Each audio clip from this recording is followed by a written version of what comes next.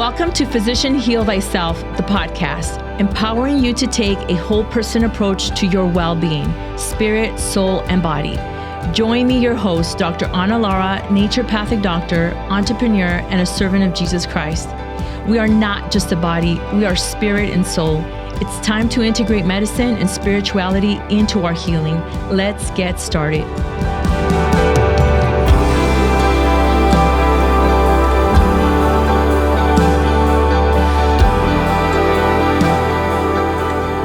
Welcome back to Physician Heal Thyself, the podcast. I'm your host, Dr. Lara. I want to share some tips today on a conversation that I oftentimes have with my patients. And so make sure that you're sharing this content and liking and subscribing to the channel, because I'm going to be talking about a lot of lifestyle behavior and habits that we can modify and change. One of the things that I oftentimes find it to be an obstacle for patients, it's setting healthy boundaries. And so you might ask yourself, what does this have to do with health? It has everything to do with health.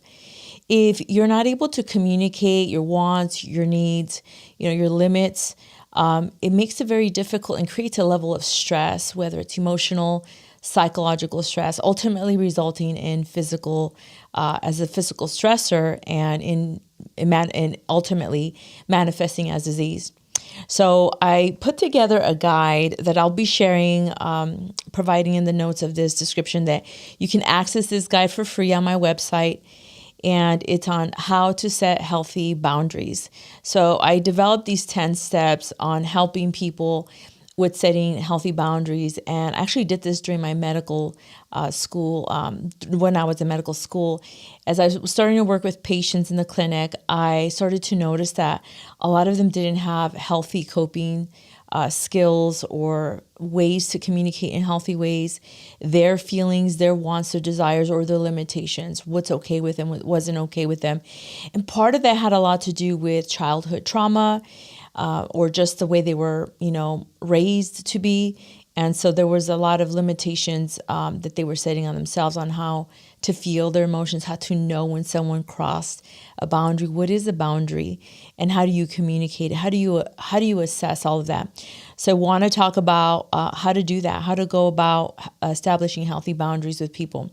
And I know there's these two extreme views I hear from different circles. So I get the privilege of hearing all the conversations that are held in medical spheres, but also mental, counseling spheres as well.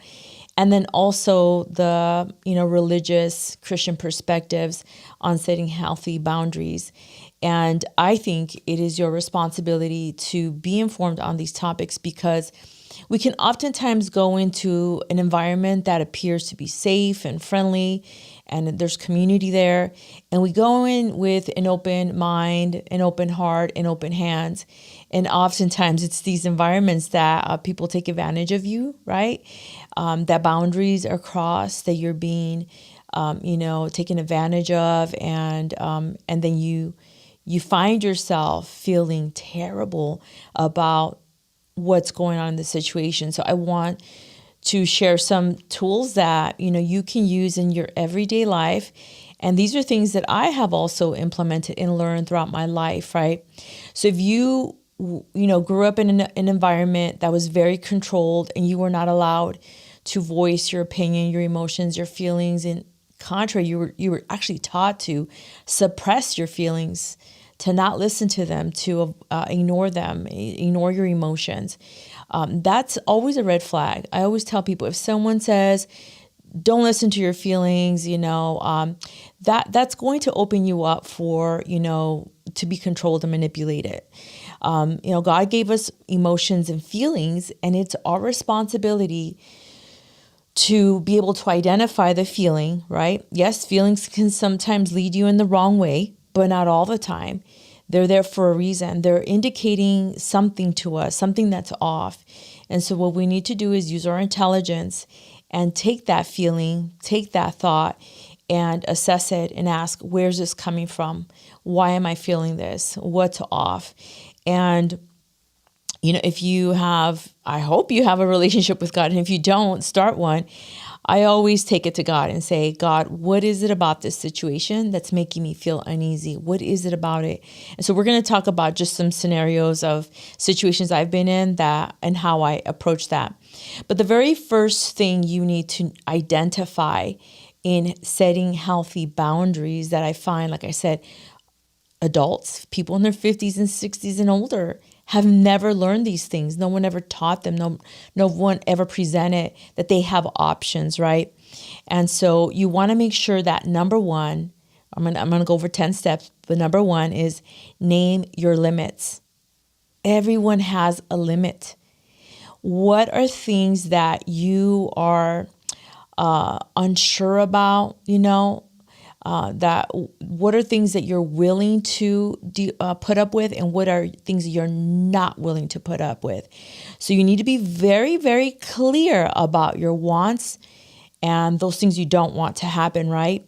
And you need to be upfront about this as things happen. So name your limits. If you're entering whether it's a romantic relationship or a friendship or a work relationship, a professional relationship, any relationship that you're entering into, if you start to notice certain behaviors or certain comments that the person is saying, it might be beneficial just to be upfront and just state what your wants and the things that you don't want to see happen. Communicate what you expect or what are your standards. There's nothing wrong in communicating your expectations, right? And so people cannot read your mind. They cannot sense what you're feeling, what you're thinking, your personality, what works for you, what doesn't work for you. It is our job to communicate to the other individual what the limit is. And so this goes along with identifying physical limitations, things that you're okay with or not okay with. If someone is too close to you, in some cultures, it's very common for them to be very close to you and maybe speak, very close to you. And you might not be comfortable with that for whatever reason. Communicate that physical limitation that you would prefer, that you prefer to be at arm's length distance. If there's certain emotional or mental limitations or spiritual limitations that you want to set those limits with those individuals, please do so. Financial, behavioral limits, whatever it is, set the limitation. Set your limits with the person up front, especially when you start to notice things surface as they come up. Sometimes we don't know that something bothers us until it happens. Then we can identify, when you speak this way or you say that, it bothers me, can you please refrain from saying or doing that? And most of the time, if you say it initially, they'll respect that versus you just sucking it up and dealing it with every time. These experiences build on each other to the point that for some people, then they just end up blowing up right in front in this person's face because they've continuously been doing this one little thing that annoys them or bothers them. Identify what you can tolerate and what you're willing to tolerate, what you're not willing to tolerate, and what you're willing to accept. So some of the questions you can ask, what works for me? What am I willing to support? Are they willing to support as well? So identify what you will not tolerate, absolutely will not tolerate in that relationship or in that communication by any means. Like it's not negotiable. You refuse to allow this behavior or this form of communication to happen with you. Identify those things. Those are very important, and there's nothing wrong in communicating it up front. So I call this, taking the daggers off the table. It's in the book of The Art of War. It's a technique that you address the big red flags, the things that you absolutely cannot deal, or the things that are concerning to you. You take the dagger off the table and you just address it head on. And I know that sometimes people don't like that. They don't like confrontation. It's not confrontational when you say, hey, I would prefer that you don't refer to me in that way. And most of the time, like I said, people will be respectful of that. So you need to know what makes you feel uncomfortable. Identify what makes you feel uncomfortable or what stresses you out. Usually these are limits that you want to set on these people or situations. And then, these feelings are going to help you identify what your limits are when things make you feel uncomfortable or stress you out. That's a sign that there's something there you need to address. There's a boundary there that's been crossed over. And so what will not work for you is another question. What are you not willing to support? So absolutely will not do. A good example of this, when I was in medical school, there was a lot of younger people. I was in my mid-30s when I was in medical school, and I noticed the interactions of the younger 20-year-old females. And there was one particular female that she kept addressing every other female classmate as the B word. Not bold, not beautiful, not brave, the other B word. And to me, that's a no word. Growing up, that word to me was a fighting word. And I know that culturally, younger females tend to call themselves this B word as a form of saying, hey, friend, and not for me. That's a boundary for me. And though she wasn't referring to me by this word, she kept calling everyone else. And I knew that it was a matter of time that she would also refer to me as this word, and I was not going to like it.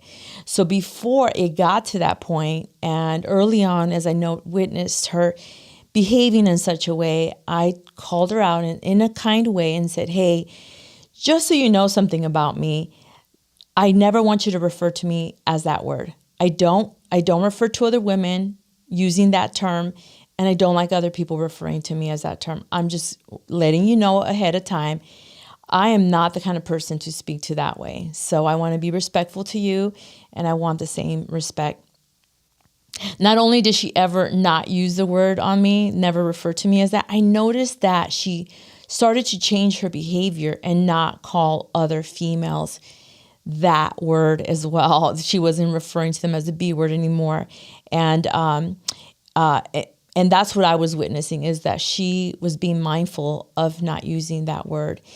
And you're in medical school, you're going to be a professional. These are potentially your future colleagues. So it's important for us to teach other people, use these opportunities as teaching opportunities to say, hey, you're going to be a doctor, and this might not be the way you want to communicate. I mean, I don't know anything, right? But this might not be the best way. It's not professional. It's not kind. It's not courteous. And if you continuously use this word with friends of yours, these people are going to be your colleagues in the future. And that word might slip up when you're with patients. It might not be ideal. It's not ideal. It's not professional, and it's not the right thing to do. And so setting your limits, it's not only helping you to protect you, to keep you safe, but it's also teaching the other person, especially if we address things early on. So that's the first step. Name your limits. What are the do's and don'ts that you are not willing to tolerate? The second step to setting healthy boundaries is to tune into your feelings. I oftentimes hear people in many different platforms, and I know that they're saying this in a good way, but they're saying, don't listen to your feelings. They're going to misguide you. And that is partially true, but it's also partially false. So there's these two extreme views on this. You can't sit in your feelings all the time either. Feelings can mislead you. If you're feeling sad, let me tell you, you can sit in your sadness and stay there for days and weeks and months and years. Gross. Who wants to do that? So you need to be able to regulate your feelings and emotions. You need to be able to discern these feelings, because oftentimes they're letting us know something is off. Either it's off within us, something that we're sensing in our environment, or something we're sensing about that person or this particular situation. And the best thing to do is to tune into them. And then I always like to ask myself this very important question is, what is causing me to have this feeling? And I always invite God into the conversation, and I ask God, why am I feeling this way? Help me understand. What was it about this interaction or this person that made me feel irritated or upset? Like, what is it about these? Is there a common pattern that I see in my life when I'm in these situations, when I'm having these conversations, or when I'm with this particular person? There's so many different dynamics to these situations, right? And every single one, it's individual and unique. So you need to take it to the light and say, why am I feeling this way? What is it about this interaction, this person's expectations or behaviors that is bothering me? And then when you do that, it's going to help you to develop self-awareness. That's really, it's a skill. It requires that you practice mindfulness, right? And self-awareness, which we're going to talk about in one of our steps later on. But you really want to sit with this, because there's 2 red flags that you will commonly see when you have some certain type of feeling about a situation you just walked away, or maybe you're in that situation. You're going to feel some kind of discomfort. So how does this discomfort present to you? Is it a physical discomfort? Do you feel some sensation in your chest and your heart? Is it discomfort in your stomach? Are you mentally, is there a discomfort for you mentally? Where's the discomfort coming from? Is this discomfort an emotion of anger, of feeling annoyed or sad? What is it? Address it. Find out what did the person do that made me feel in such a way that made me feel uncomfortable?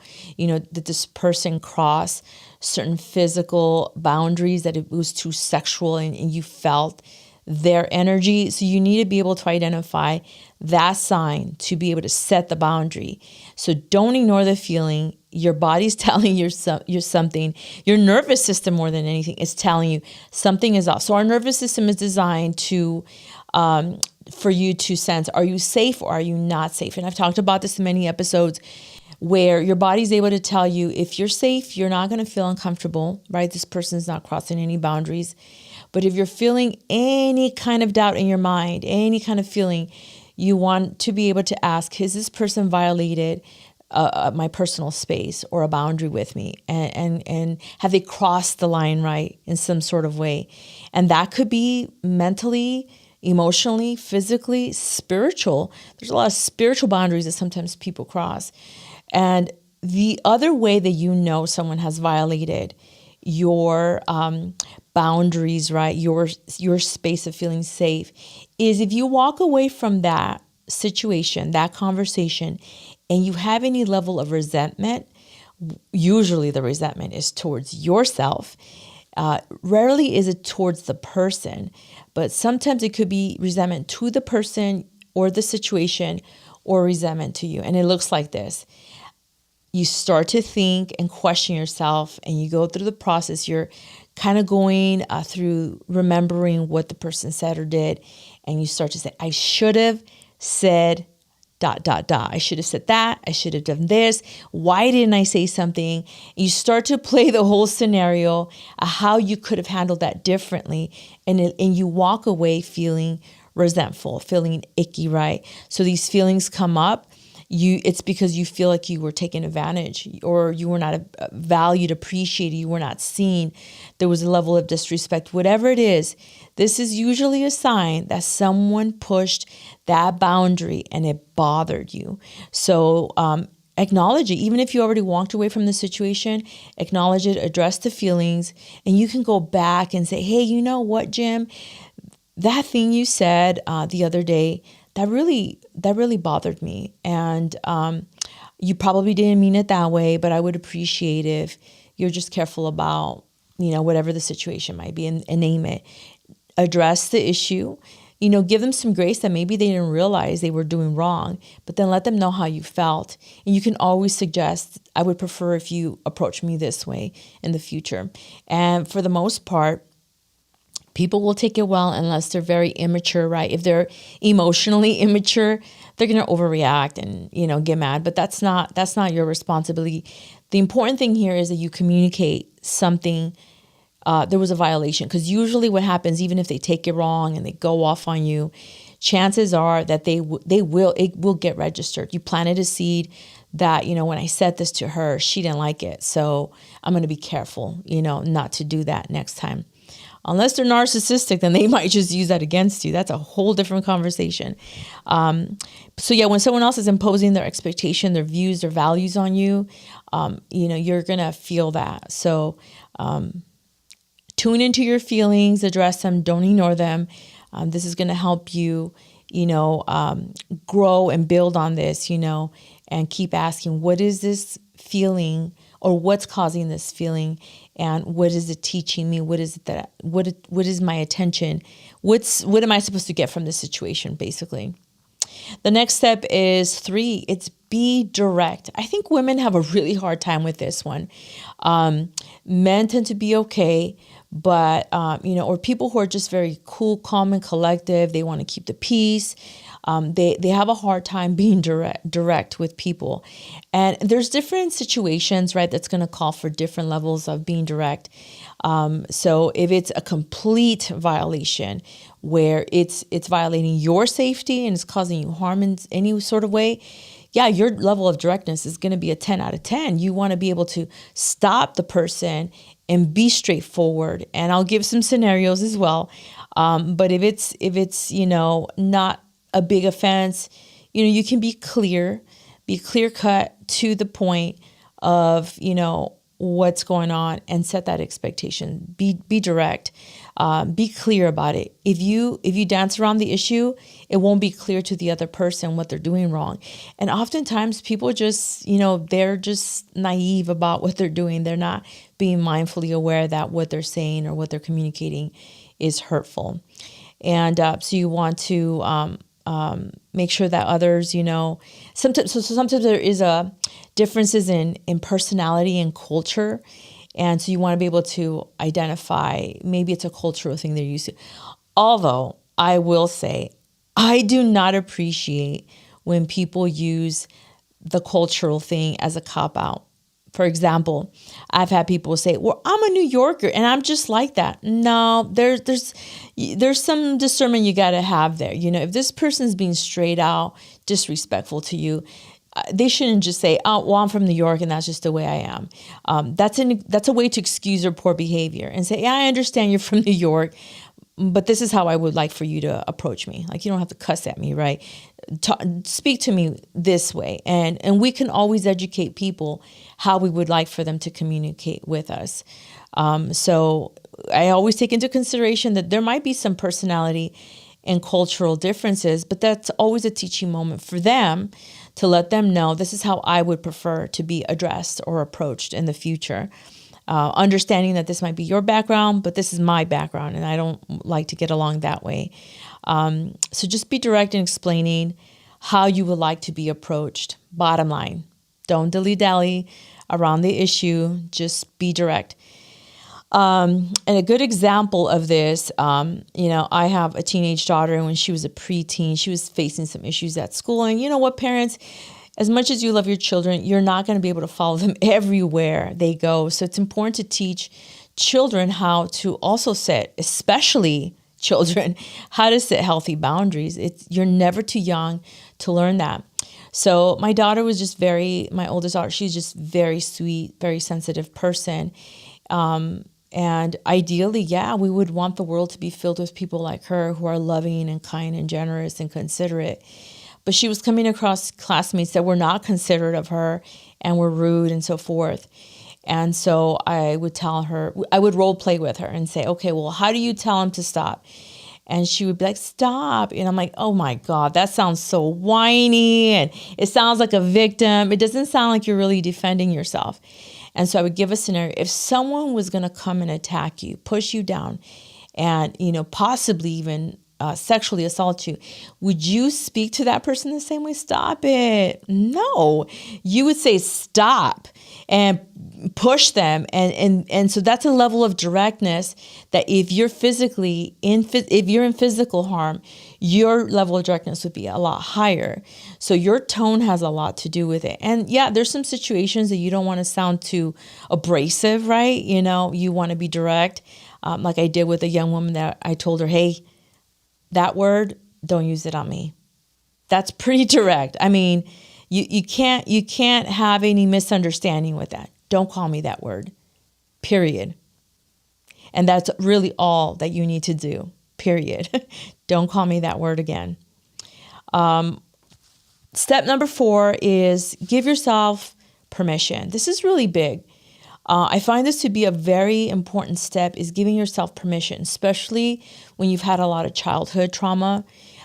People who've had a lot of trauma in their childhood, they weren't given permission to speak, authority to make decisions for themselves. Oftentimes were controlled, manipulated, that sort of thing.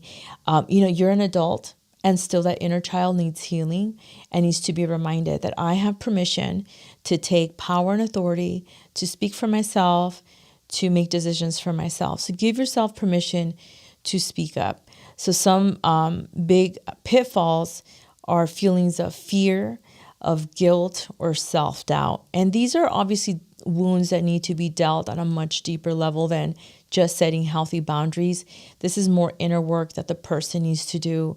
But continuously telling yourself, I'm an adult and I have permission to speak. I have permission to say how I feel. I have permission to set my boundaries.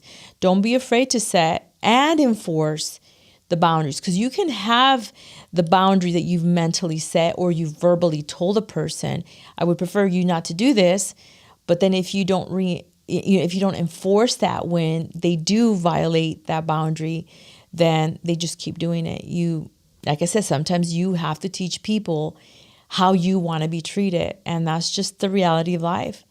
So don't feel guilty for speaking up. I find that a lot of people feel guilty for speaking up when they do enforce that boundary, or also by saying no. That's a big boundary. Sometimes you're going to get asked to be part of things and can you do this? Can you do that? And you really can't. You don't have the time. You're not feeling well, whatever it is. Your no is a sufficient answer. You don't have to feel you feel guilty for saying no. And you don't have to justify your no all the time. I find this to be I see it in both men and women, but I find it's more common in women that they'll say no to something, but then they're justifying and they're dancing around the issue. And it's like, just say no, I can't commit to that right now. And if the person asks questions, let them ask the question and you can answer it. But oftentimes people just overshare, right, of what their no is. Like I said, give yourself permission to share with the person or people how you feel about that situation. And, it's not our responsibility how the other person receives it, but it is your responsibility to communicate that to others. Give yourself the permission to set healthy boundaries and work to preserve them. This is something that you actively have to do. Step number 5 is practice self-awareness. So this is where boundaries are about honing in on our feelings and honoring them too. And so if you notice yourself slipping and not sustaining those boundaries, you want to ask yourself these questions. What changed? What am I doing, or what is the other person doing, right? That's bothering you, affecting you. What is the situation eliciting that's making me resentful or stressed? And really sit and reflect on that. That's a common one I go to. What is the situation eliciting that's making me resentful or stressing me out or making me feel the way I'm feeling, right? You got to sit with that. And almost every time, God will reveal it to you. Your body will reveal it to you. You will come up with a pattern sometimes of why these situations cause you to feel a certain way. And that can lead you to deeper healing emotionally and psychologically. Another question to ask is, what am I going to do about this situation? So either this particular situation, or is this a situation that you just let it go? But in the future, how do you address that situation when it does happen, right? As it's happening in the moment, how can you better handle that in the future? It works. The more you practice these things, the more self-aware you are, and the more you respond effectively in the moment in a healthy way for you and that person. And then another question you can ask is, what do I have control of? Because the reality is we don't have control of other people, but what do I have control of? And we can have control, right? Regulate our emotions, our emotional response to that person. We can have compassion for the person, understanding of that person. There's just so many situations that, this is going to vary on, the level of seriousness that, that this can be impacting you. And because I'll share some more examples as I get a little bit more through this. The other is step number 6 of how to set healthy boundaries is consider your past and present. So as I mentioned earlier, how were you raised along with your role in your family? What was your role in the family? How were you raised? What were some obstacles in setting and preserving boundaries when you were a child? Oftentimes parents are terrible with boundaries, and so they didn't teach you that. You didn't learn that, but it's never too late to learn those boundaries. If you ever were in a role of being a caretaker, and I'm telling you, oftentimes the oldest child in the family takes on the behavior of a caretaker, right? There's many times that and it's not always the oldest in the family. It could be anyone else, but sometimes there is people that when they were children, they assumed the role of the adult. They assume the role of the mother or the father. And so they take on this caretaker mindset. And so you learn to focus on others' well-being, what other people need, and you make it about them. So then you start letting yourself be drained emotionally or physically, ignoring your own needs, and you make it all about someone else. And that becomes the norm. And this is not a healthy pattern, because if you're someone who gives, and you're draining yourself, you're most likely to be taken advantage, when it comes to these boundaries. So you don't want to burn yourself out. You want to be able to know what's okay for me to do, what's not okay. You are not Jesus. You are not God. You're not going to rescue people. And so that's also the rescuer mentality, right? That you want to rescue, you want to help everyone. And there's limitations. There's going to be limitations at some point in your life. If not when you're young, later on as you get older, you're going to find those limitations are really setting you back. And then think about the people you surround yourself with too. What are are these relationships reciprocal?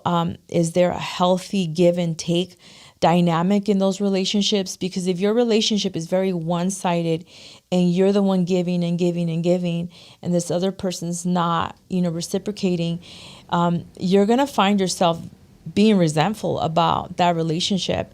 And obviously when we help someone, when we give to someone, we're not doing it with the intention of receiving. But over time, you're going to see a pattern in their behavior, right? And you're going to see, is this person reciprocating, or is it just one-sided all the time?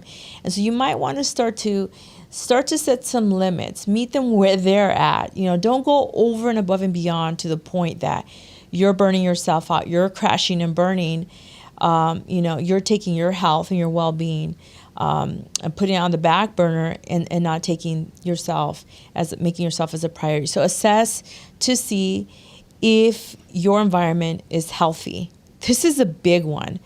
I'm saying this not because of personal experience or what I've witnessed. I'm going to say this, and I mean this to shine light. I'm always going to be real, authentic, and be truthful about situations. But a lot of people in religion, in Christianity, and just in religion in general, oftentimes, like I said earlier at the beginning of this episode, we go into environments with an open heart, an open mind, open hands, and we're ready to receive, we're ready to give, and we come in very open to these environments. And, you wouldn't expect that people in a church, but it happens, that people in a church would take advantage of you, that they would be hurtful and harmful to you. But you can't just go in all in. You can go in all in with Jesus and God, absolutely. But when you go into an environment where other people are human, they also have their own brokenness. There's people who are in churches that have not done the healing. They haven't done the deep work. They're showing up to all the activities, all the services, and that's great, but they're still a work in progress. And so you cannot come in completely trusting and start sharing and divulging everything about you, and then people start taking advantage of what they know about you or sharing it, or, like I said, just using you, abusing of you, and just throwing a lot of responsibility on you, knowing that you have a life, you have a family, you also have things that you have to do at home. And so there's a balance to this. You want to be very careful just because you're going into a community that we would assume is safe, that it's healthy. Don't make that assumption. Use your discernment, set boundaries, be in tune with your feelings. Like I said, when these things present themselves, know to be able to communicate what your needs are in that moment so that you avoid being hurt and being resentful and taken advantage of. Step number 7 of how to set healthy boundaries is make self-care a priority. There's a balance to this. You don't want to be all about you, but you don't also want to put yourself, at the end of the list of taking care of yourself. I always have to remind a lot of my patients, to give yourself permission to make yourself a priority, to take care of your physical health, your mental, emotional health, and your spiritual well-being. So when we do these things, when we do this, our need and motivation to set boundaries becomes stronger because you're more fully present in your physical body and your mind. You're more self-aware. You feel better. So you work on preserving, your needs and making sure that you're communicating those things in a healthy way. So self-care, means recognizing the importance of your feelings and honoring yourself too. So it's not just do the bath, do the massage, self-care. Self-care is also acknowledging your feelings, yourself, your needs, and then communicating them in a healthy and effective manner. So, this is a very great handout. Like I said, I'm going to make it available for you guys to be able to download it and review this.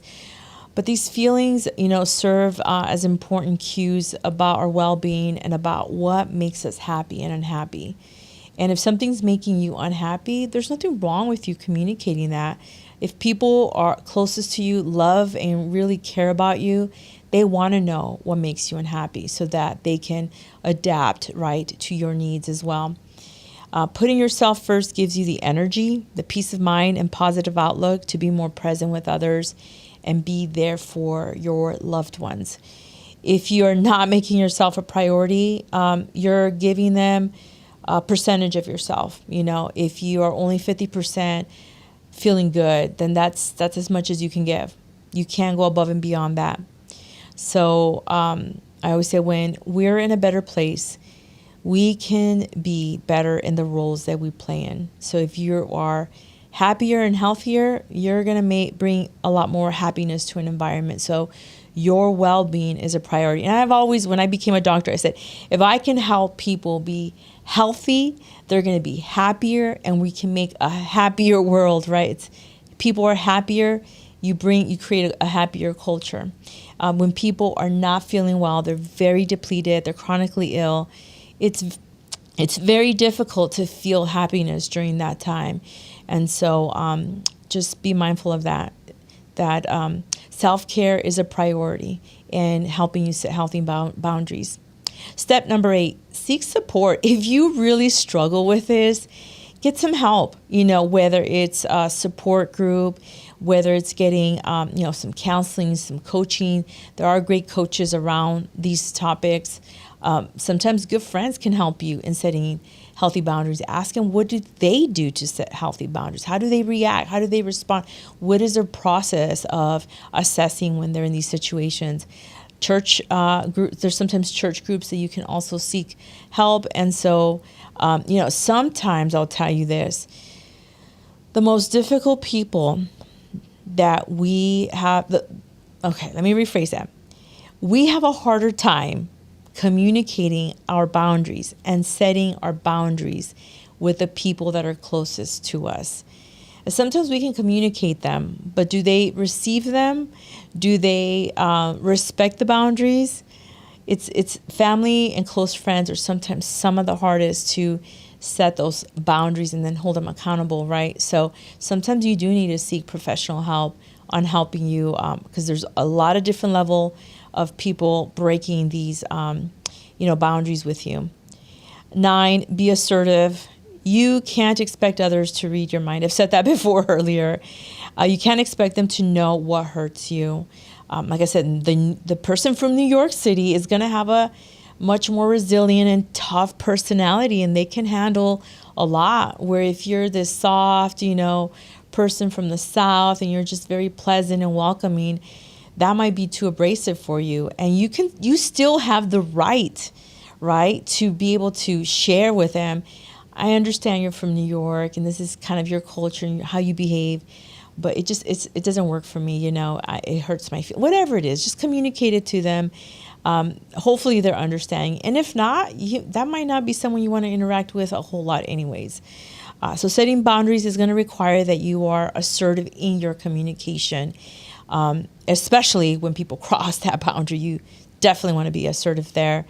And you can be, if it's not something really, a big issue, and you can always bring it across in a respectful way to the other person that, their behavior or how they addressed you bothered you. And step number 10, this is our final step, and that is to start small. It takes practice to, be assertive in your communication and in setting boundaries. And so the first step, you really just got to become self-aware and ask that question: why am I feeling this way? What can this teach me? How can I, address this in the future or in this situation? Start small. It is like learning any skill. It takes time and practice. So you can start with small boundaries that are important to you. Build upon your success. Don't take on something that feels overwhelming to you either. And so setting boundaries does require, takes some courage, right? And it takes some practice and support in doing that. So I'm going to give you some homework. Write 3 things down, 3 boundaries that you know for sure are boundaries that are very important to you. And sit with that. Why are these 3 boundaries important to you? What are the values? What are the do's and don'ts? How does this, maybe there's something in your childhood that it really, brings something out of you that maybe you didn't have or you experienced. What does it have to say about your childhood and your upbringing and why it's so important for you in today's time, in your relationships? And the other step is that when people violate these 3 boundaries that you're going to write down, and you're going to write down what they are, you're going to write down why they're important to you. You want to assess it. The other step is if you are in a situation where someone is violating one of those 3 boundaries, what's the best way for you to respond? How can you navigate and regulate your emotions in the present moment as it's happening? So try to put yourself in that situation and someone violating that boundary. How can you regulate yourself emotionally? Maybe doing some deep breaths, telling yourself in your mind, you're okay, you're safe. Let them finish talking and then express how you feel. So how can you handle that situation? What are some things that you can say to the person or address in that situation to set that healthy boundary? I'll share some quick ones I have so many because I've gotten to be so good at setting healthy boundaries, and it's still something that I practice, right, in every situation. My time is valuable, and I like for people to respect my time, and I will make time for people that I care about and things that I find are important, right? That if there's a level of urgency, I will make time for those situations or that person.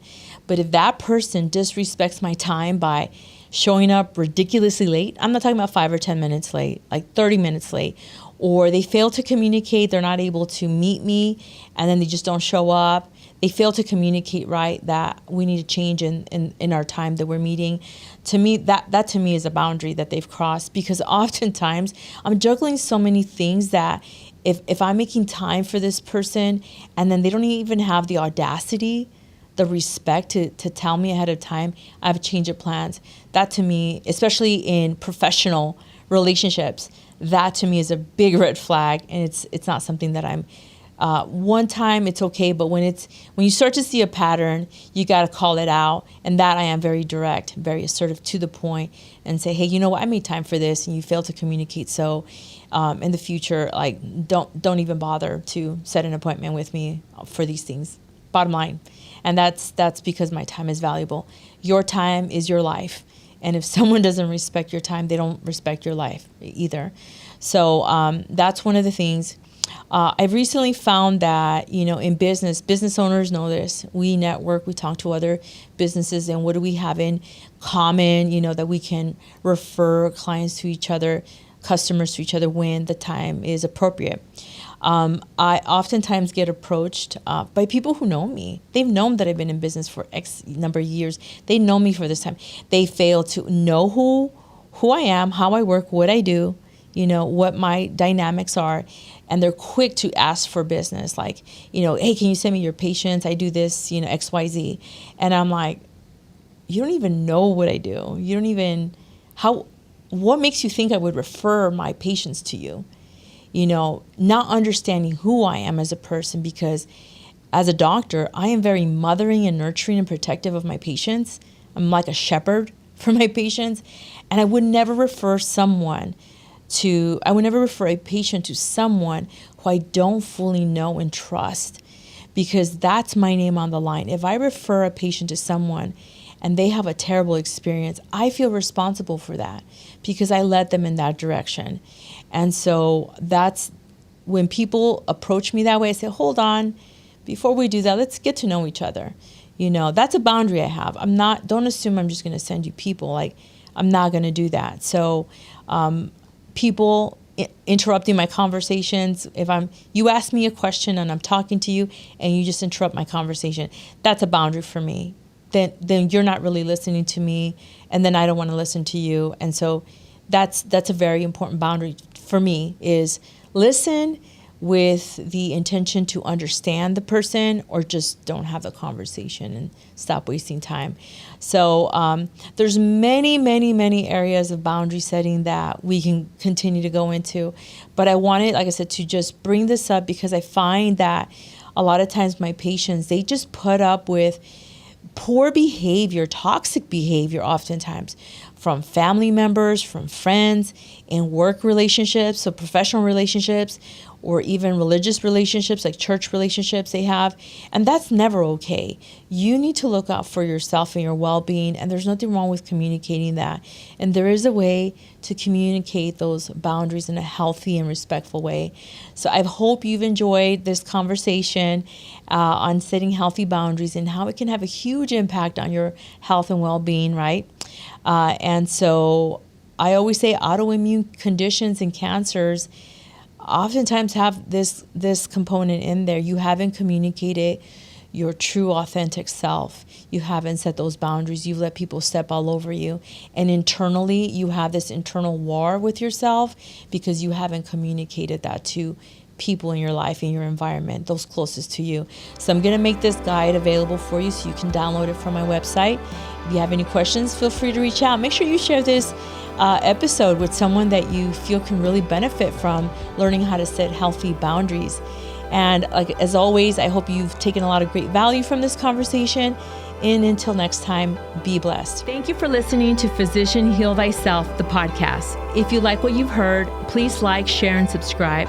Help this message reach more people who may need to hear it. Leave your comments. I want to know what you think. If you're interested in learning more about Raices, visit our website at raicesndmedcenter.com.